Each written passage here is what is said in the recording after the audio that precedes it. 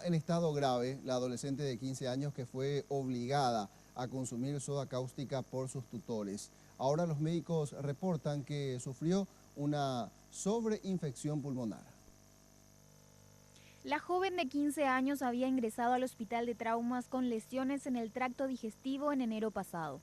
A los 15 días de internación, los médicos le detectaron una neumonía bilateral que agrava totalmente el cuadro del adolescente.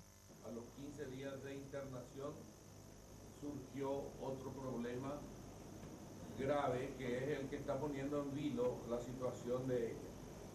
Es una neumonía bilateral, eso es una inflamación e infección de ambos pulmones, lo cual quiere decir que ella está con una deficiencia respiratoria muy aguda, muy grave, que nos obliga a tenerle en terapia intensiva, en respirador, esperando que el tratamiento logre revertir la situación.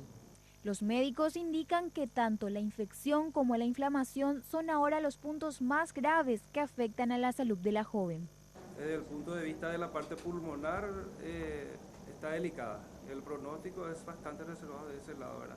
La parte de la presión mantiene bastante bien, inclusive ella ya no tiene más drogas para mantener una presión aceptable en este momento, ella la mantiene por sí sola, pero la parte pulmonar, que sí es muy importante porque es la que distribuye el oxígeno a todo el cuerpo prácticamente, eso sí está bastante dañado, ¿verdad?